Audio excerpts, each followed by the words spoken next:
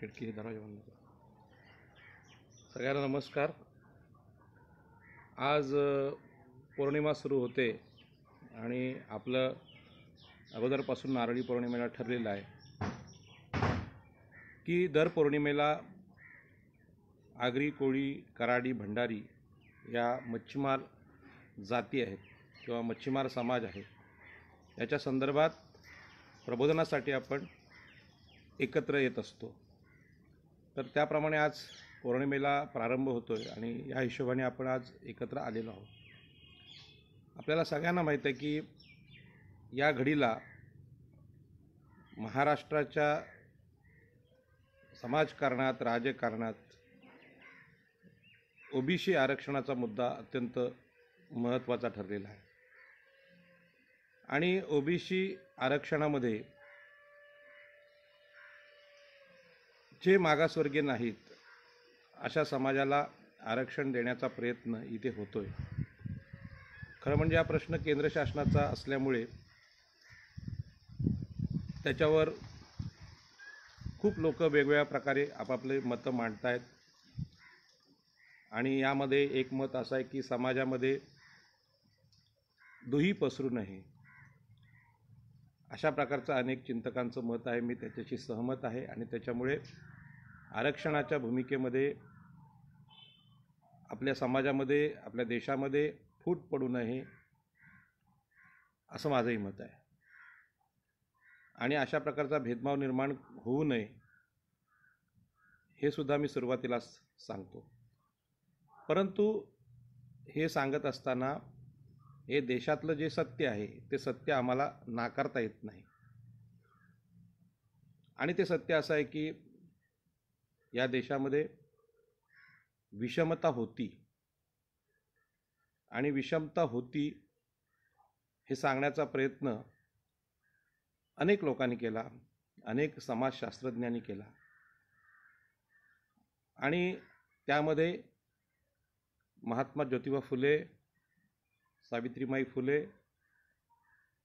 हे ओबीसी महापुरुष, महान अशी स्त्री आहे सावित्रीबाई, राजर्षी शाहू महाराज, डॉक्टर बाबासाहेब आंबेडकर,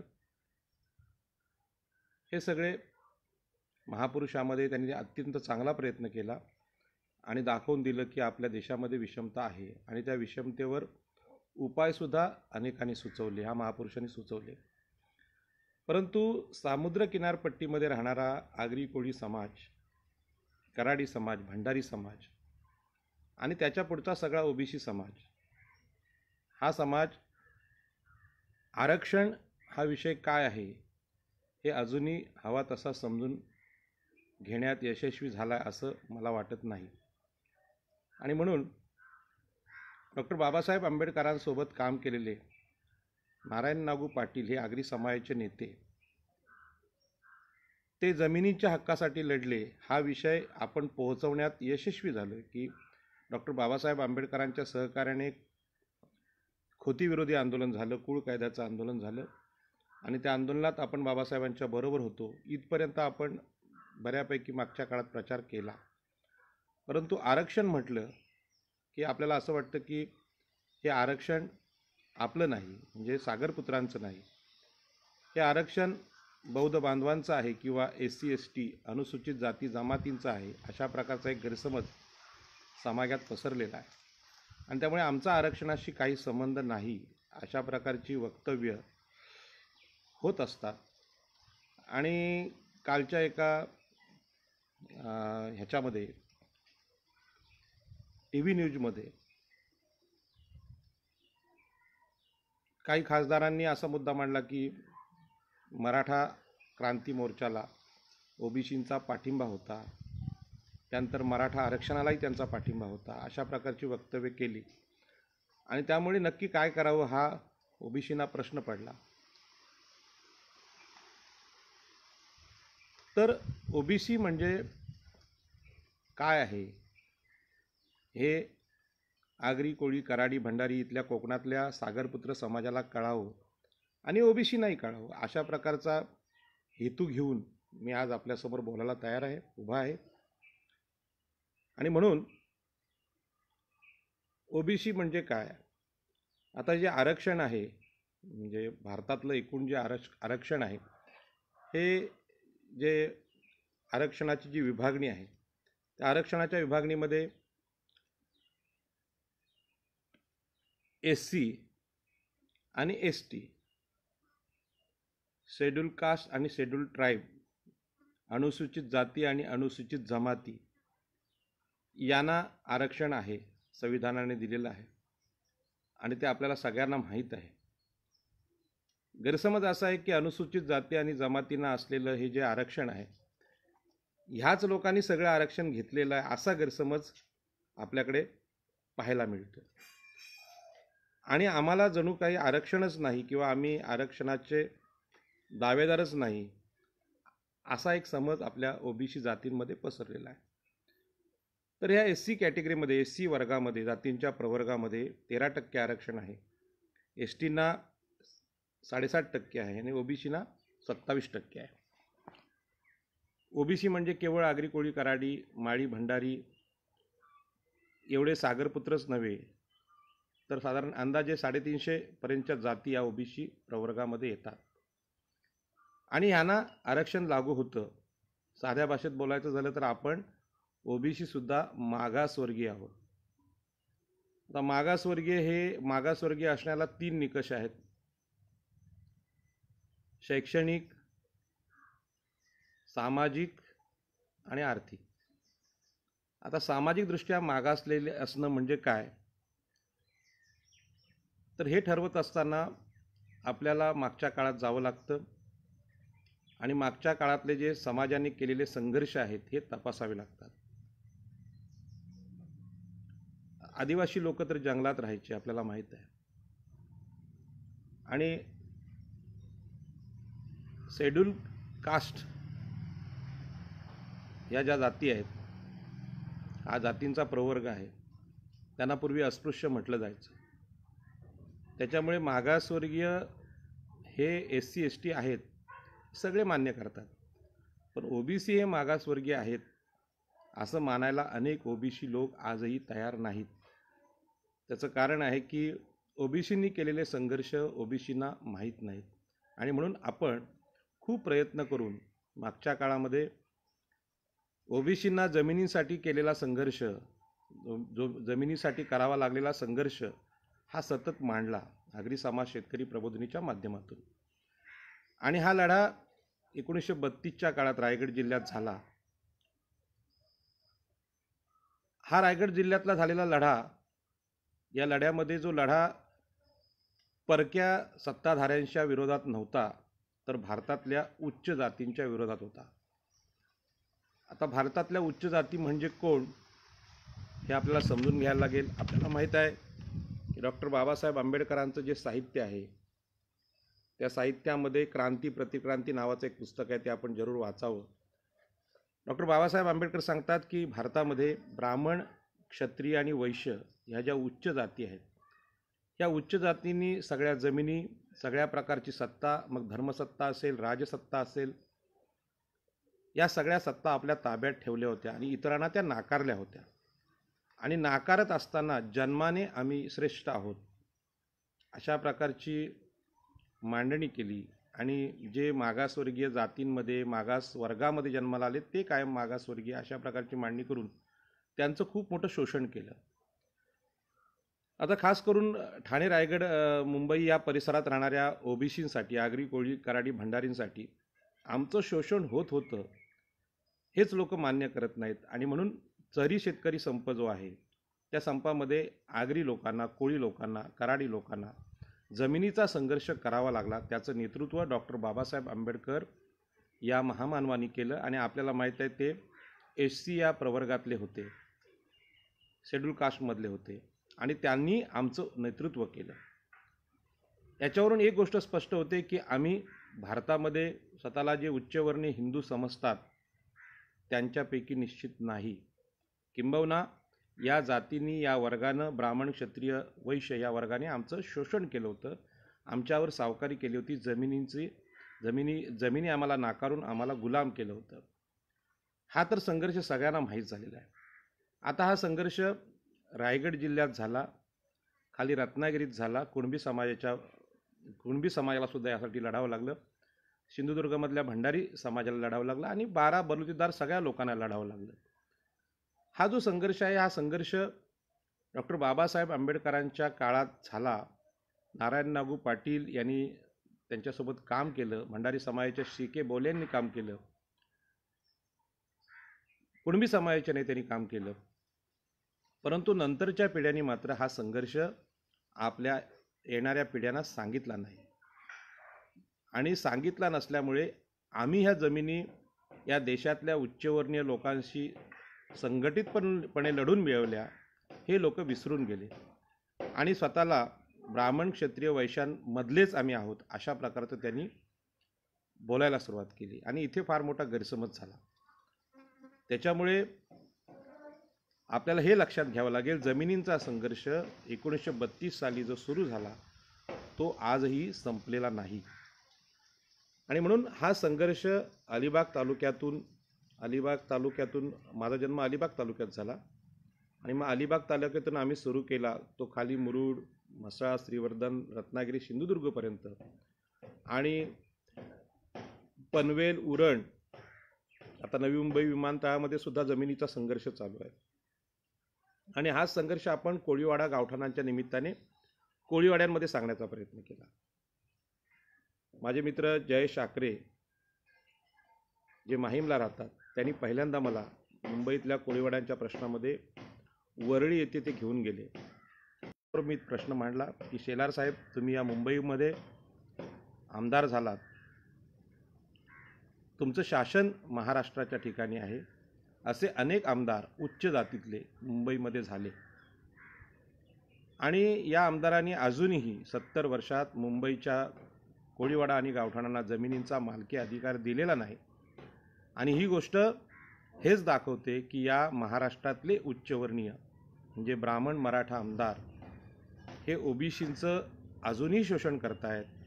खरं म्हणजे तुमचं कर्तव्य आहे की तुम्ही इथल्या लोकांना, म्हणजे अलिबागच्या लोकांना जमिनीचा संघर्ष माहीत असेल पण ठाणे जिल्ह्यातल्या लोकांना अजून कळलेलं नाही, मुंबईतल्या लोकांना कळला नाही. त्यांना कळत नाही म्हणून त्यांना अज्ञानात ठेवायचं आणि त्या जमिनी बिल्डरला द्यायचे, हा कृतज्ञपणा झाला. आणि म्हणून आशिष शेलारांना थोडंसं कडक शब्दात आपण त्यावेळी सांगितलं आणि त्यानंतर आशिष शेलारांनी तो विषय माननीय मुख्यमंत्री देवेंद्र फडणवीस आणि चंद्रकांत दादा पाटील यांच्या कानावर घातला. त्यानंतर महाराष्ट्र राज्य विधानसभा आणि विधान परिषद याच्यावर प्रश्नोत्तरं झाली, चर्चा झाली आणि कोळीवाड्यांच्या सीमांकनाचा निर्णय झाला. या सीमांकनाच्या निर्णयानुसार 2017 मुंबईतल्या जमीन हक्काला पहिल्यांदा सुरुवात झाली. आपण यावर बारकाईने लक्ष द्या की त्याच वेळी मुंबईतल्या झोपडपट्ट्या ह्या एसआरए आहेत, म्हणजे गलिच्छ वस्त्या आहेत, अशा प्रकारचा प्रचार सरकारने सुरू केला होता. आणि झोपडपट्ट्यांमध्ये राहणारे आमचे SC ST भाऊ आणि त्यांचे राजकीय नेते हे सरकारला विरोध करत नव्हते की तुम्ही आमच्या वस्त्या या 12 वर्षापेक्षा जुने आहेत म्हणून त्यांना जमीन मालकी हक्क द्या अशी मागणी न करता एसआरएला विरोध करत नव्हत्या. आणि अशावेळी आपण आगरी कोळी कराडी म्हणजे जयेश आकरे आणि आम्ही सगळ्यांनी याला विरोध केला. त्यावेळी गौरव म्हात्रे हे माझ्याबरोबर होते, तरुण इंजिनियर आहेत, गव्हाण कोपरचे, ते पण गावठाणाचा लढा लढतात. आणि आम्ही सुरुवात केली की आम्हाला जमीन हक्क मिळाला पाहिजे. आणि या जमीन हक्काचे लढाईला सुरुवात झाली. सरकारने त्याचे ठराव घेतले. ठराव घेतल्यानंतर मुंबईमध्ये अगोदरच खूप गतिमान असलेली उच्चवर्णीय जी जमीनदारांची लॉबी आहे, मराठा आणि ब्राह्मण राज्यकर्त्यांची लॉबी आहे आणि बिल्डर लॉबी, ही पुन्हा एकदा सक्रिय झाली. परंतु मी देवेंद्र फडणवीस या माजी मुख्यमंत्र्यांना धन्यवाद देईन की त्यांच्या काळात किमान राज्याने हा निर्णय घेतला की कोळीवाड्यांचं सीमांकन करावं. महानगरपालिका मुंबईची ही शिवसेनेच्या ताब्यात आहे, आपल्याला माहीत आहे. आणि स्थानिक स्वराज्य संस्था म्हणून त्यांना काही महसुली अधिकार नाहीत, म्हणजे कोळीवाड्यांना गावठाण हक्क देण्याचे त्यांना अधिकारच नाहीत, ते आहेत राज्य शासनाला. पण कोळीवाड्यांशी प्रामाणिक राहणं एवढं काम तरी शिवसेनेने करायला पाहिजे होतं असं मला वाटतं, परंतु त्यांनी केलं नाही. किंबहुना बऱ्याच ठिकाणी कोळीवाडा आणि गावठाणातल्या जमिनींना अनधिकृत बांधकामाच्या नोटीस देण्याचं काम हीच महानगरपालिका करते आणि म्हणून शिवसेना ही ओबीसींची शत्रू म्हणून वागते असं खेदानं म्हणावं लागतं. खास करून छत्रपती शिवाजी महाराजांच्या आरमाराचे जे मावळे आहेत आगरी कोळी कराडी यांच्याशी शत्रूसारखी वागते. तेव्हा तरी सिद्ध झालं. आणि आशिष शेलारांना आम्ही खरं म्हणजे ती समज दिली आणि ती समज दिल्यानंतर किमान आशिष शेलार प्रामाणिक राहिले आणि त्यांनी सांगितलं की नाही बाबा, कोळीवाड्यांच्या जमिनींचा अधिकार आम्ही मान्य करायला तयार आहोत असा त्यांनी अधिवेशनात ठराव घेतला.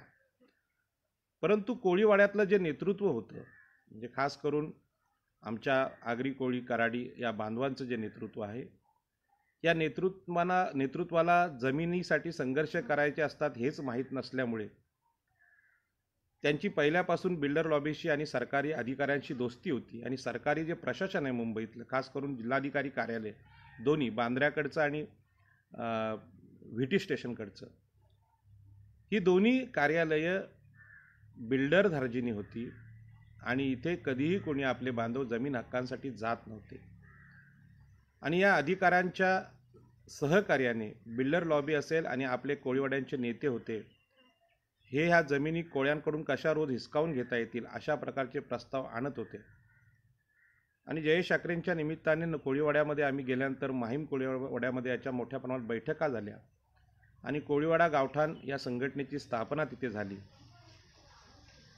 आणि स्थापना झाल्यानंतर खरं म्हणजे मुंबईत मला घेऊन जाणारे जयेश ठाकरे यांनी सुद्धा या कमिटीत असावं अशा प्रकारचा प्रस्ताव मी तिथे मांडला. परंतु तिथल्या स्थानिक मंडळींनी कोळीवाड्यातल्या त्याला विरोध केला की जयेश ठाकरे या कमिटीत नको. आता मला तिथलं काही माहीत नसल्यामुळे काहीच बोललो नाही, कारण जयेश ठाकरे एका राजकीय पक्षात काम करायचे. नंतरच्या काळामध्ये आम्ही या कमिटीच्या अध्यक्षा मातृसत्ताक पद्धतीनं उज्ज्वलाताई पाटील यांनी व्हावं अशा प्रकारचा आग्रह धरला आणि या कामाला सुरुवात झाली. सायन कोळीवाड्याचं सीमांकन, कुलाब्याचं सीमांकन,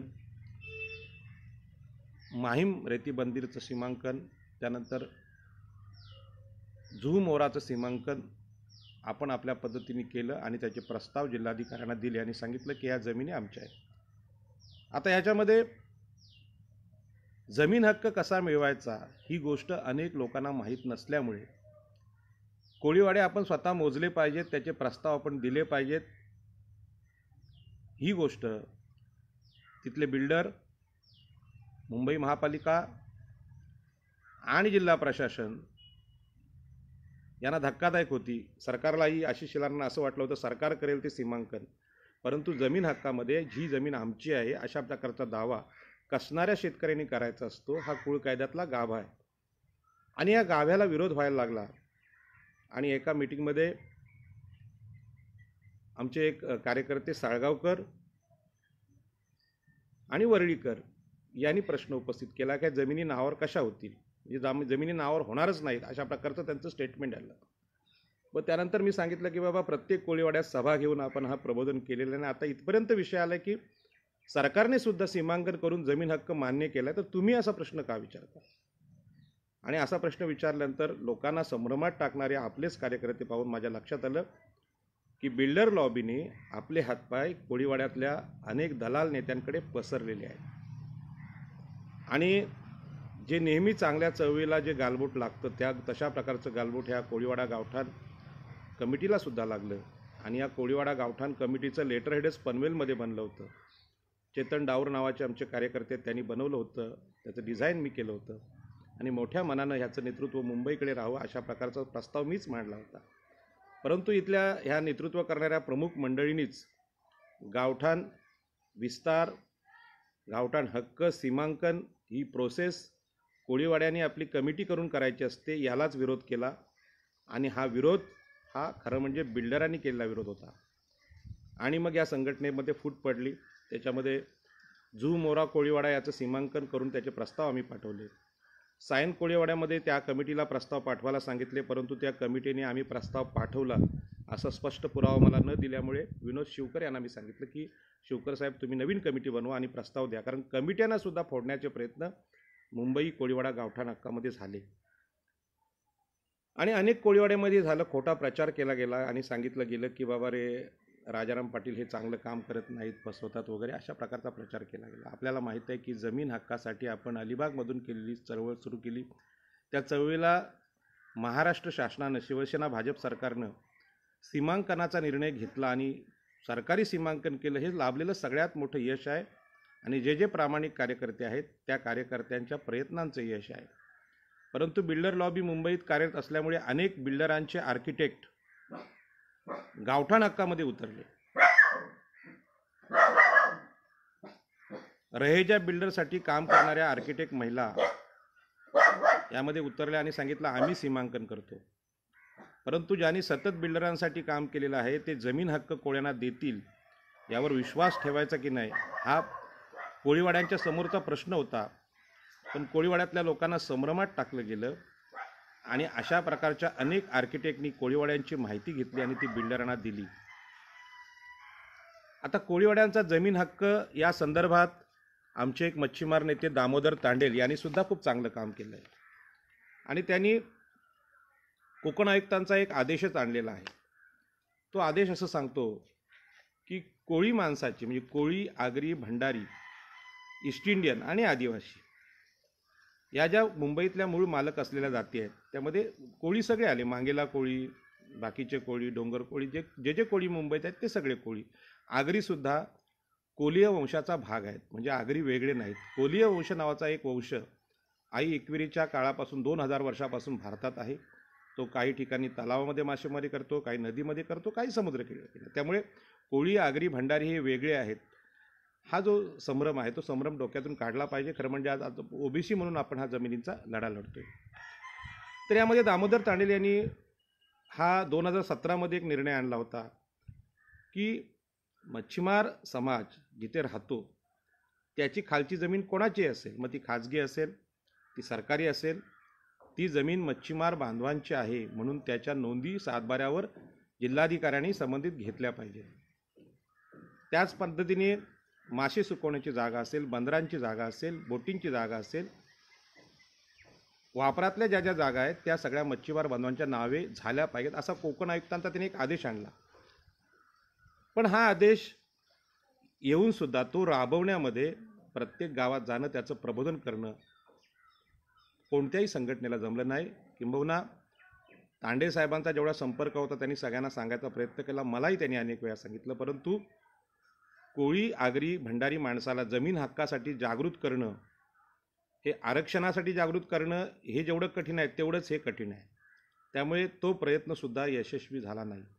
आणि म्हणून गावठाण हक्कामध्ये काम करत असताना, गावठाण हक्क सांगताना शासनाने जरी निर्णय घेतला की ह्या आगरी, कोळी, कराडी लोकांना जमिनी मिळायला पाहिजेत, त्यांच्या वापरातल्या जमिनी असतील, गावठाणांच्या जमिनी पाहिजेत, असा निर्णय जरी झाला तरी आमचे लोक जागृत नसल्यामुळे त्या निर्णयाचा फायदा आमचे लोक घेणार नाहीत हे मला माहीत होतं. आणि म्हणून कोळीवाड्यांच्या कमिटी करून आपण कोळीवाड्यांना सांगितलं की तुम्ही तुमची गावठाण कमिटी वेगळी करा आणि गावठाण कमिटीनी वर्गणी काढून कोळीवाड्यांचे सर्वे स्वतः करायचे आणि ते सर्वे केलेले नकाशे मान्य जिल्हाधिकारी मुंबई आणि भूमी अभिलेख यांना सादर करावेत आणि त्याला गावठाण हक्काचे ठराव जोडावेत. आणि जसा जमीन हक्कासाठी कुळ कायद्यामध्ये दावा केला जातो तशा प्रकारचा दावा घेऊन आपण लढावं असा मी आग्रह धरला. आणि ह्याच आग्रहाला ह्या उज्ज्वलाताईंच्या ग्रुपने विरोध केला आणि गावठाण हक्क चळवळ त्यावेळी अक्षरशः थांबवण्यात आली. पण ज्यांचे ठराव आम्ही दिले होते त्या ठरावांचा पाठलाग आम्ही अजूनही चालू ठेवला आहे आणि शासनावर सतत दबाव निर्माण करण्यासाठी आपण राजकीय नेत्यांच्या पण संपर्कात होतो. ज्यावेळी माझ्या लक्षात आलं की बाबा शिवसेना भाजप सरकार यामध्ये भाजपाने मुंबई महानगरपालिकेच्या निवडणुका डोळ्यासमोर ठेवून शिवसेनेला शह देण्यासाठी जमीन हक्क जरी कोळीवाड्यांना मंजूर केला तरी प्रत्यक्षात जे पाठवलेले सीमांकनाचे नकाशे आहेत ते अजूनही त्या काळच्या महसूल मंत्र्यांनी चंद्रकांत दादांनी त्याला मान्यता दिलेली नाही अशी माहिती आम्हाला मिळाली. आणि मुंबई महापालिका तर ते अधिकार द्यायला तयारच नाही. मुंबई महापालिका माहीमच्या जागेमध्ये सुशोभीकरणासाठी किंवा दुसऱ्या कारणासाठी एंट्री करून त्या जागा ताब्यात घेण्याचा, मोकळ्या जागा ताब्यात घेण्याचा प्रयत्न करते. म्हणजे मुंबईतल्या जमिनी 4 कोटीच्या गुंठ्याच्या असल्यामुळे कोळी बांधवांना हे जमिनी मिळू नयेत असं दोन्ही सरकार शिवसेना भाजप दोन्ही पक्षांचं म्हणणं आहे असं तरी माझ्या लक्षात आलं.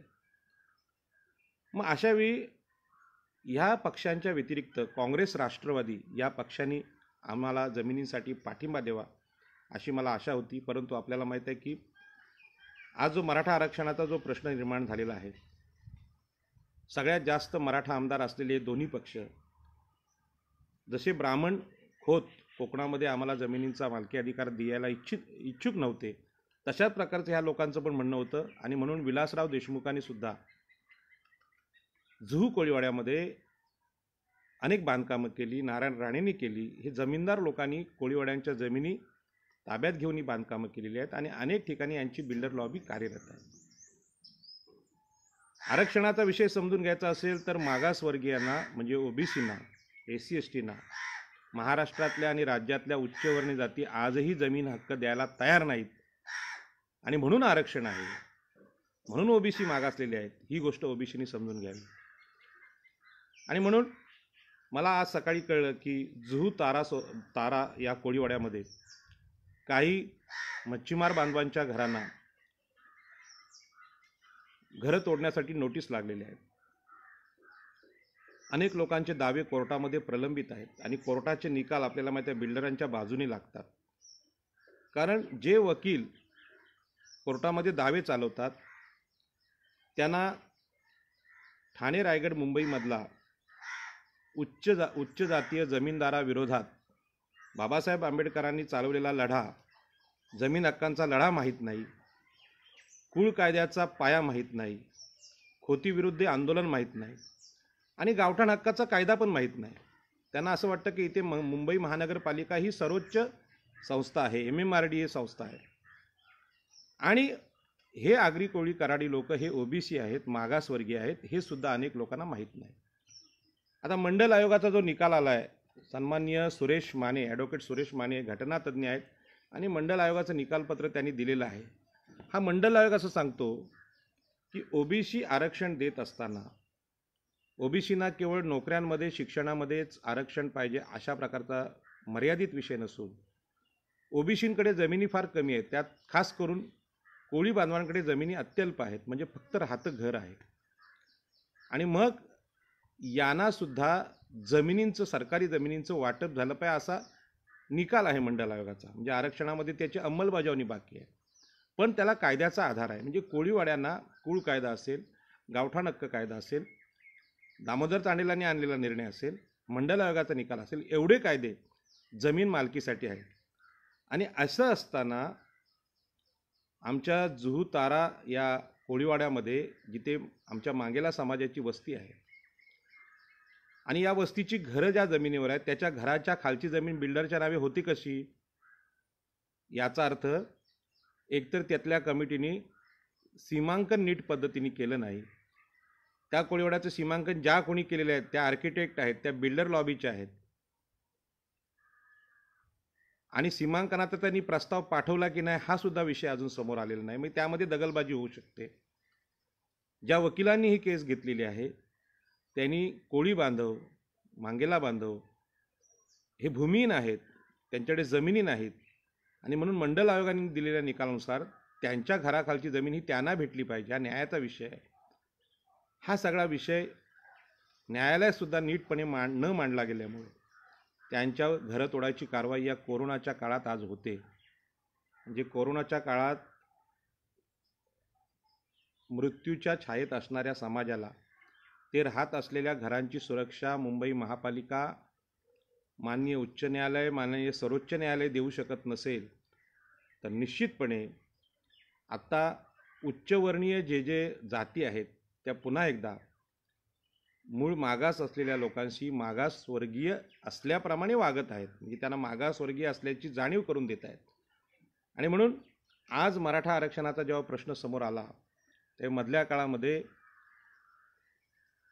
शिडकोमधल्या विमानतळाचं आंदोलन चालवत होतो मी आणि केरुमाता लेणी बचावाचं आंदोलन चालत होतो. ते आमचं सांस्कृतिक आंदोलन होतं. म्हणजे आम्ही मातृसत्ताक लोक आहोत, हुंडा न घेणारे लोक आहोत.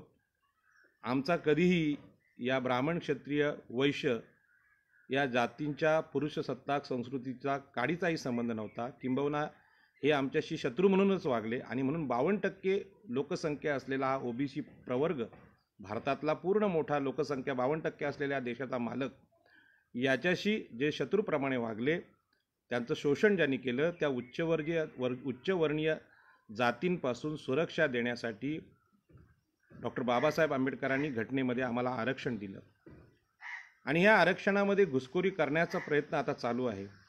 खरं म्हणजे आगरी कोळी कराडी बांधवांच्या ज्या संघटना आहेत त्यांना आरक्षणाची नीट कल्पना नसल्यामुळे ते नेहमी म्हणतात की आमचा मराठा आरक्षणाला पाठिंबा आहे. परंतु आपल्याला माहीत आहे की सामाजिकदृष्ट्या मागासलेले मराठा क्षत्रिय लोक आरक्षणास पात्र नाहीत आणि म्हणून राज्यांनी जरी मान्यता दिली, म्हणजे हा जो गायकवाड आयोग बनवला गेला तो आयोगच असत्यावर आधारित आहे, चुकीच्या पद्धतीचा आहे. तो अजूनही विधानसभेत मांडला गेलेला नाही, त्यावर चर्चा झालेली नाही. गुपचूपपणे तो कोर्टात सादर करण्यात आला आणि हा जेव्हा केंद्रामध्ये जाईल तेव्हा त्याला निश्चित मान्यता मिळणार नाही, ही वास्तव परिस्थिती आहे. कारण मराठा बांधवांना कुणीही आतापर्यंत हलकं लेखण्याचा प्रयत्न केलेला नाही, तुच्छ लेखण्याचा प्रयत्न केलेला नाही. ते गरीब जरूर असतील, पण आरक्षण हे गरिबांसाठी नसतं, जे सामाजिकदृष्ट्या मागासलेले आहेत त्यांच्यासाठी असतं. आणि सामाजिकदृष्ट्या मागासलेलं असलं म्हणजेच घरांपासून, जमिनीपासून, सामाजिक सन्मानापासून वंचित असणं. आणि म्हणून महाराष्ट्राचा जे मुख्यमंत्री झाले त्या मुख्यमंत्र्यांमध्ये एकही आगरी कोळी कराडी समाजाचा मुख्यमंत्री कोणी होऊ शकला नाही, महसूल मंत्री होऊ शकला नाही. याचं कारणच आहे की ब्राह्मण आणि मराठ्यांची सत्ता महाराष्ट्रावर होती. या लोकांनी आम्हाला कायम कमी लेखलं आणि म्हणून आमचा मुख्यमंत्री किंवा महसूल मंत्री होत नाही, ही भाषा मला वाटते आपल्या लोकांना समजेल. आणि आता जर ब्राह्मण आणि क्षत्रियांचं आरक्षण म्हणजे उच्च जातींचं आरक्षण ओबीसीमध्ये आलंच, तर पनवेल महानगरपालिका असेल, नवी मुंबई महापालिका असेल, ठाणे महापालिका, कल्याण महापालिका, मुंबई महापालिका, यामध्ये ओबीसी जे आता कुठे सरपंच किंवा नगरसेवक महापौर होत आहेत ते राजकीय स्थानसुद्धा धोक्यात येणार आहे. आणि म्हणून राजकीय नेत्यांना, ओबीसीच्या राजकीय नेत्यांना माझं सांगणं आहे की तुम्ही मराठा आरक्षणाला विरोध करत नसाल तर करू नका, मी सुद्धा नाही करणार, परंतु ओबीसीचं आरक्षण वाचावं यासाठी आपण जरूर प्रयत्न केला पाहिजे. आणि म्हणून डॉक्टर बाबासाहेब आंबेडकरांनी या देशामध्ये जी चळवळ सुरू केली, ती आरक्षणाची चळवळ ओबीसींना समजवण्यासाठी अनेक तास लागतील,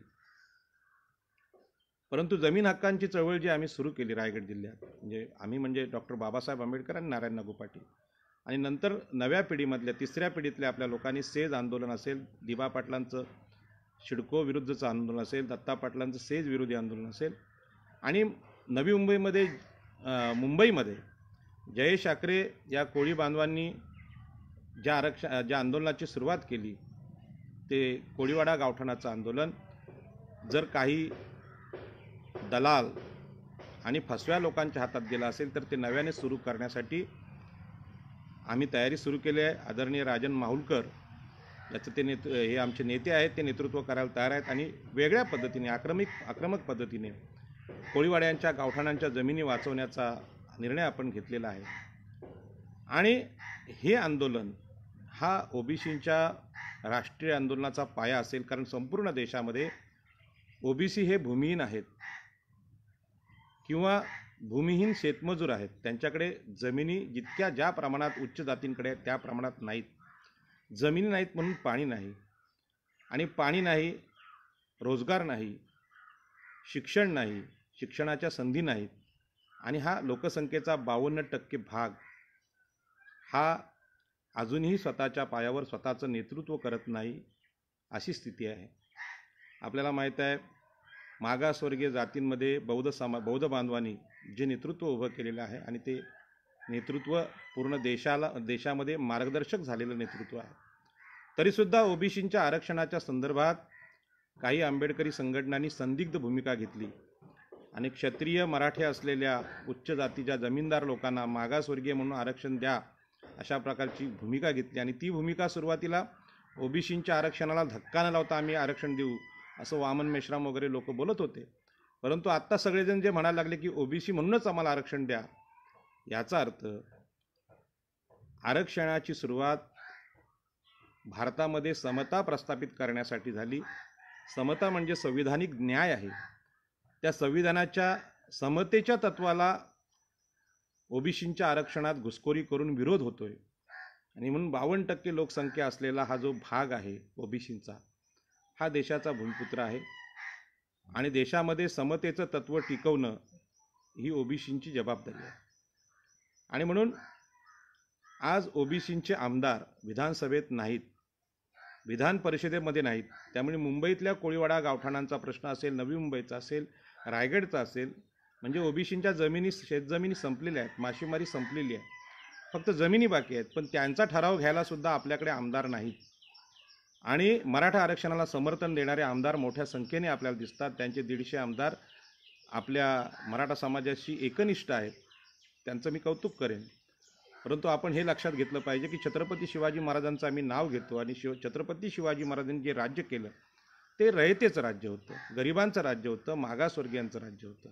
आणि म्हणून शिवाजी महाराज केवळ मराठा बांधवांच्या हृदयात नाहीत, तर आगरी, कोळी, कराडी या सागरपुत्रांच्या हृदयात आहेत. किंबहुना छत्रपती शिवाजी महाराजांना आरमाराच्या रूपाने आंतरराष्ट्रीय पातळीवर नेण्याचं काम इथल्या आगरी, कोळी, भंडाऱ्यांनी केलं. ब्राह्मण आणि मराठा इतिहासकारांनी यांची नावंसुद्धा इतिहासात घेतली नाहीत. पण सत्य काही लपत नाही. आणि म्हणून सागरावरचे कुलाबा असेल, सिंधुदुर्ग असेल, विजयदुर्ग असेल, हे सगळे किल्ले, माहीमचा किल्ला, हे सगळे किल्ले, वसई, हा सगळा भाग आहे, हा सागरपुत्रांचा भाग आहे. आणि जगाबरोबर संघर्ष केलेला आहे देशाच्या स्वातंत्र्यासाठी. परक्या इंग्रज, पोर्तुगीजांना समुद्रामध्ये पराभव पत्करायला लावलेले हे लोक आहेत. हे लोक शूद्र आहेत, मागासवर्गीय आहेत, म्हणजे शूर नाहीत असा गैरसमज कोणी करू नये. आणि क्षत्रिय शूर असतात हा गैरसमज भीमा कोरेगावच्या लढाईत आमच्या बौद्ध बांधवांनी मिटवून टाकलेला आहे. त्याच्यामुळे या देशामध्ये समतेचं दिलेलं संविधान नाकारून विषमता लादण्यासाठी जर कोणी ओबीसी आरक्षणात घुसखोरी करत असेल तर देशातले 52% ओबीसी संघटित करण्याचा निर्णय आम्ही आता घेत आहोत. आणि सामाजिक, आर्थिक आणि राजकीय तिन्ही प्रकारचं आरक्षण ओबीसींना मिळालं पाहिजे. संसदेमध्ये ओबीसी खासदार गेले पाहिजेत, म्हणजे ओबीसी खासदारांना आरक्षण पाहिजे. आणि हे खासदार भाजप, काँग्रेसचे गुलाम होऊ नयेत याची काळजी आम्ही घेणार आहोत. कारण देशामधली समतेचं तत्त्व आहे, उच्च जातींच्या बरोबरीने मागासवर्गीय, आदिवासी बांधव यावेत, म्हणून जर आरक्षणाची निर्मिती संविधानकारांनी केली असेल तर देश बलवान करण्याचा हाच मार्ग आहे. आज मोदी सरकारने इथले मोठमोठे उद्योगधंदे खाजगी उद्योजकांना विकून नोकऱ्यात जर संपवल्या असतील तर आरक्षणाला सुद्धा अर्थ काय उरणार नाही. तरीसुद्धा नोकऱ्या नसल्या म्हणून आम्ही आरक्षण हे कुणालाही देणार नाही, कारण आरक्षण ही सामाजिक न्यायाचा विषय आहे. आणि म्हणून मराठा आरक्षण समर्थक जे लोक असतील त्यांना माझी विनंती आहे की रायगड जिल्ह्यातल्या आगरी समाजाच्या, कुणबी समाजाच्या जमिनी, भातशेती ही MIDCसाठी आणि अनेक प्रकल्पांसाठी आपण घेतलेली आहे आणि इथली शेती संपलेली आहे. नवी मुंबईची ती स्थिती आहे, ठाण्याची स्थिती आणि मुंबईची पण ती स्थिती आहे. निर्णय घेत असताना 11 ते 12 मुख्यमंत्री एका मराठा समाजाचे झाले. त्यावेळी ओबीसींच्या जमिनी आणि पाणी हिसकावून घेण्यात आलं, त्यांचं शेती, मासेमारी संपवण्यात आली. आणि एवढी सत्ता आपल्या ताब्यात असताना आपल्याला मागासवर्गीय ओबीसींचं आरक्षण हवं आहे. मग ह्या ओबीसींची जी आजची अवस्था आहे ते या शहरामध्ये मागासवर्गीय म्हणून कुठल्या थराला पोचलेले आहेत. आज जुहू, मोरा, कोळीवाड्यातल्या घरं पाडण्याच्या नोटीस या कोरोनामध्ये आलेल्या आहेत.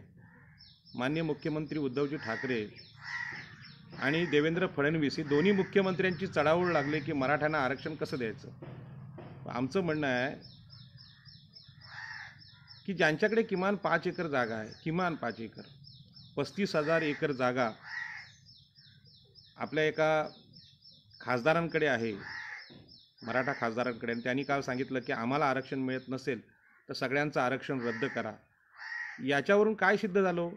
याच्यावरून हे सिद्ध झालं की आम्ही उच्चवर्णीय आहोत, आमची सत्ता कायम असली पाहिजे, आम्हाला देशातल्या कुठल्याही गरिबांशी काही घेणे देणं नाही. ही जी मनोवृत्ती आहे ही क्षत्रिय मनोवृत्ती आहे. आणि ही ब्राह्मण, क्षत्रिय, वैश्य मनोवृत्तीचा धिक्कार करत डॉक्टर बाबासाहेब आंबेडकरांनी या तिघांना मान्य असलेली मनुस्मृती जाळून टाकली. आणि म्हणून ओबीसीने आता हा धोका लक्षात घेतला पाहिजे की सत्तेचा हा भस्मासूर देशाला गुलाम करून गेला आणि इंग्रज आणि पोर्तुगीज आणि मोगलांकडून आमचा जो पराभव झाला, हा पराभव भारतातल्या उच्चवर्णीयांमुळे झाला होता. आगरी कोळी करड्यांचं, छत्रपती शिवाजी महाराजांचं आरमार बुडवणारे सुद्धा पेशवाईमध्ये हेच लोक होते. त्यांना स्वराज्याशी काही देणं घेणं नाही आणि भारताच्या संविधानाशी काही घेणं देणं नाही. आणि म्हणून या लोकांनी भारतीय संविधानाच्या समतेच्या तत्वाला पायदळी तुडवण्याचा प्रयत्न सुरू केलेला. मला कल्पना आहे की सर्वोच्च सुप्रीम कोर्टात हा निकाल होऊ शकत नाही, परंतु या निकालाच्या आडून ओबीसींचं आरक्षण, ओबीसींच्या जमिनी, ओबीसींची घरं लुटण्याचा प्रकार रोज चालू आहे. आणि हा प्रकार चालू असताना मी असं म्हणणार नाही की सर्वार्थाने सरकार किंवा या उच्च जाती दोषी आहेत. सगळ्यात जास्त दोषी आपण आहोत. आणि म्हणून महात्मा ज्योतिबा फुले यांनी सांगितलं होतं की ओबीसी किंवा मागासवर्गीय गरीब शेतकऱ्यांची जी गुलामी आहे, ही गुलामी झुगारून दिल्याशिवाय, त्यांना गुलामीची जाणीव करून दिल्याशिवाय हे लोक जागे होणार नाहीत. आणि म्हणून कोळीवाड्यातली घरं आज तुटत आहेत. याला जसे बिल्डर आणि सत्ताधारी जाती, सध्याचे मुख्यमंत्री, मागचे मुख्यमंत्री हे जितके जबाबदार आहेत, तर तसं कोळीवाड्यांच्या गावठाण हक्कांचं, जमीन हक्कांचं नेतृत्वसुद्धा तितकंच जबाबदार आहे. आणि म्हणून आपण आत्ता कोळीवाड्यांच्या गावठाण हक्काची लढाई आणि आरक्षणाची लढाई एकच वेळी लढली पाहिजे. कारण आरक्षणाच्या हक्कामध्येच जमिनीचा हक्क पण आहे, गावठाणाचा हक्क आहे आणि कोळीवाड्याचा पण हक्क आहे. आणि म्हणून आपल्याला माझी विनंती आहे की हा जो विषय आहे, हा आरक्षणाचा विषय मी आज पहिल्यांदा मांडलेला आहे. विमानतळाचं आंदोलन एका विशिष्ट उच्च टोकाला गेलेलं आहे. केरुमाता लेणी आंदोलनाच्या निमित्ताने 2000 वर्षांची आगरी कोळी कराड्यांची सागरी परंपरा आम्ही समोर आणली. माझं असं अजिबात मत नाही की केवळ आरक्षणाने समाज जगू शकतो. माझं असं म्हणणं आहे की या देशातला नागरिक प्रचंड उद्योगी होईल, कष्टाळू होईल, पराक्रमी होईल, जगामध्ये जाऊन व्यापार करेल, जगामध्ये जाऊन संशोधन करेल, तेव्हा देशाची प्रगती होईल. आता तर देश जवळजवळ विकला गेलेला आहे. आणि म्हणून समुद्र हे आपल्यासमोरचं आव्हान आहे. समुद्रमार्गे आपण जगाशी संवाद साधू शकतो, जगाशी व्यापार करू शकतो. आणि म्हणून 2000 वर्षांच्या इतिहासावर मागच्या काळात आपण आंदोलन केलं. आज पहिल्यांदा आरक्षणावर बोलायची मला वेळ आली, कारण ओबीसींच्या काही नेत्यांनी काल मुख्यमंत्र्यांकडे जाऊन अशा प्रकारचं जे स्टेटमेंट केलेलं आहे की आमचं मराठ्यांना ओबीसीमध्ये आरक्षण द्यायला विरोध नाही, आम्ही त्यांचं स्वागत करतो, अशा प्रकारची स्टेटमेंट आहेत. त्यांचा मी निषेध करतो. आणि माझ्या ओबीसी नेत्यांना आणि बांधवांना हे पण सांगेन की जे उच्च जाती आहेत, त्या उच्च जातींच्या शोषणामुळेच आरक्षणाची निर्मिती झाली. जर देश समतेच्या पातळीत असता तर आरक्षण द्यायची गरजच नव्हती, परंतु विषमतेत गेला. आणि म्हणून त्याला समतेत आणण्यासाठी जर आरक्षणाची लढाई असेल तर ती आरक्षणाची लढाई आम्ही पुन्हा एकदा लढू. आणि आत्ताची लढाई ही या देशातल्या संपूर्ण ओबीसी प्रवर्गाला जागी करणारी लढाई असेल. खरं म्हणजे केंद्राचीच लढाई असल्यामुळे आम्ही केंद्रामध्ये सर्व राज्यांमध्ये जाऊन ओबीसी बांधव हे मागासवर्गीय आहेत, त्यांना त्यांच्या हक्काच्या जमिनी, पाणी भेटलं पाहिजेत, उद्योग भेटले पाहिजेत, त्यांच्या हक्काच्या नोकऱ्या भेटल्या पाहिजेत आणि संसदेमध्ये सुद्धा त्यांना राजकीय आरक्षण भेटलं पाहिजे.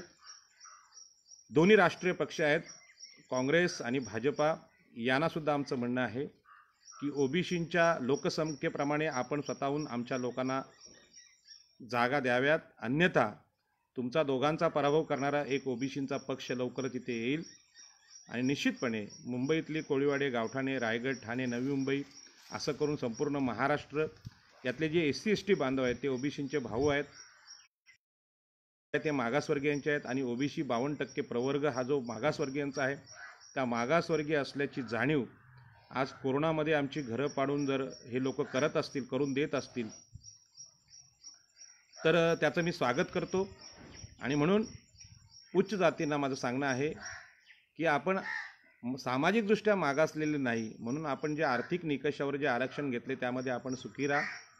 गरीब मागासवर्गीयांच्या जमिनी, पाणी असतील, शिक्षण असेल, हे घेण्याचा अघोरी प्रयत्न आपण करू नये, ही विनंती मी करतो. आणि निश्चितपणे कुठल्याही जातीच्या, कुठल्याही देशबांधवाच्या विरोधात न जाता सामाजिक न्याय करण्यासाठी ही अत्यंत कठोर भूमिका इथे घ्यावी लागते.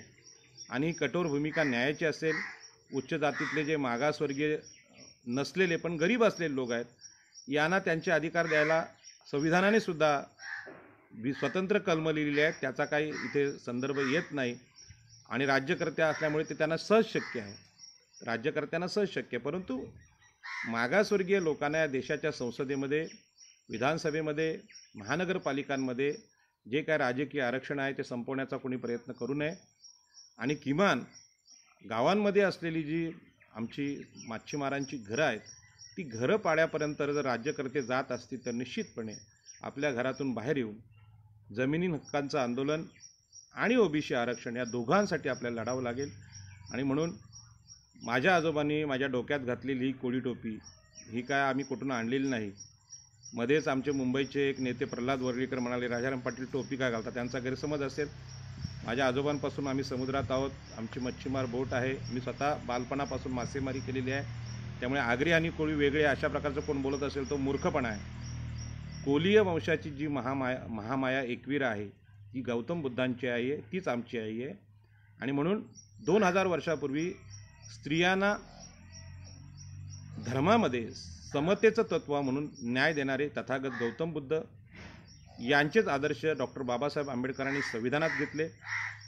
जाती नष्ट करण्याचा प्रयत्न केला आणि देशामध्ये यशस्वीपणे समता त्या काळात आणली होती. आणि म्हणून सम्राट अशोकाच्या काळात हा देश वैभवाला गेला होता. त्या वैभवशाली देशाचं स्वप्न आम्ही लेण्यांच्या आंदोलनात पाहतो. आणि म्हणून लेण्यांच्या आंदोलनात या मराठा आरक्षणाच्या काळात आम्ही लक्ष दिलं आणि हा विषय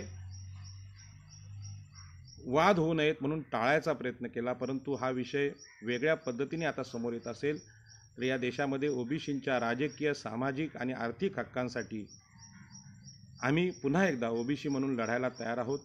आणि मला पूर्णपणे कल्पना आहे की अशा प्रकारचे शोषणकर्त्यांचा विजय जगात कधीच कुठे झाला नाही. मग ते इंग्रज असतील, हिटलर असेल, मुसोलिनी असेल, हुकुमशहा जे झाले त्यांचा पराभव निसर्गतत्वाने केला. इथे पशु, पक्षी, प्राणी आणि निसर्ग, पर्यावरण यांचं संरक्षण करणारा निसर्गाचा अलिखित कायदा आहे, त्याच्या पुढे कोणाचं चालत नाही. आणि या निसर्गाच्या कायद्याला म्हणून निसर्गामध्ये समता राहावी, कोणाच्या ताटातलं कोणी घेऊ नये, यासाठी हा संघर्ष चालू राहील. आणि हा संघर्ष महात्मा ज्योतिबा फुले, सावित्रीबाई फुले, डॉक्टर बाबासाहेब आंबेडकर, राजर्षी शाहू महाराज या महापुरुषांनी केला. आणि तीच परंपरा ओबीसी बांधव चालू ठेवतील. आणि या देशातल्या समस्त मागासवर्गीयांना, SC STना आश्वस्त करतील की ओबीसी बांधव देशामध्ये नेतृत्व करतील.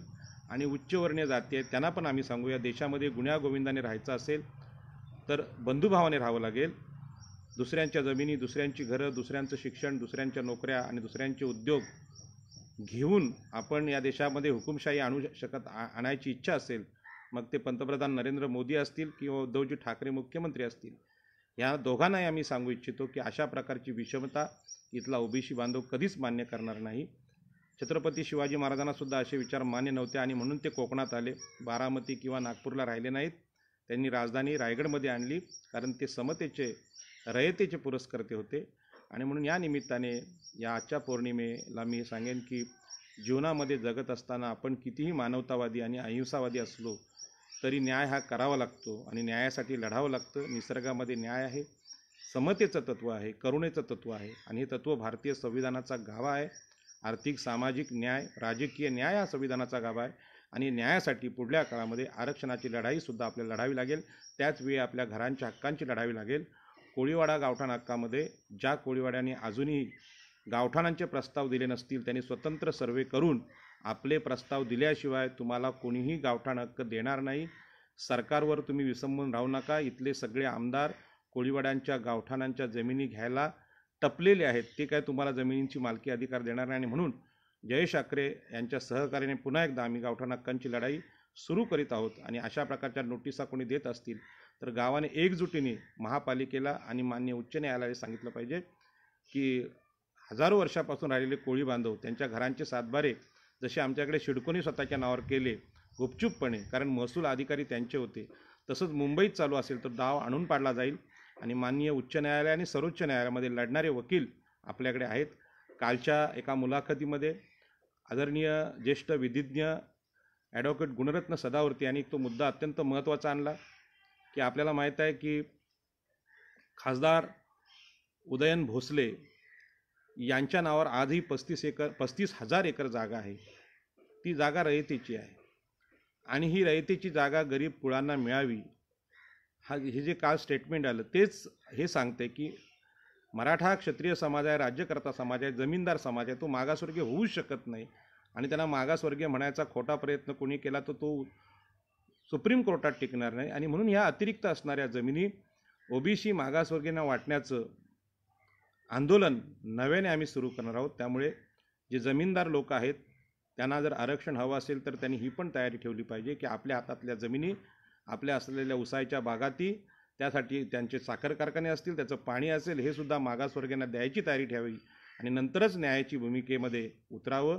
कारण हा लढा दिसतोय तितका सोपा नाही. ज्या दिवशी हा ओबीसी बांधव 52% ओबीसी बांधव जागा होईल तेव्हा निश्चितपणे ह्या देशामध्ये समतेचं, संविधानाचं तत्त्व विजयी झाल्याशिवाय राहणार नाही, असं मी अत्यंत विनम्रतेने सांगतो.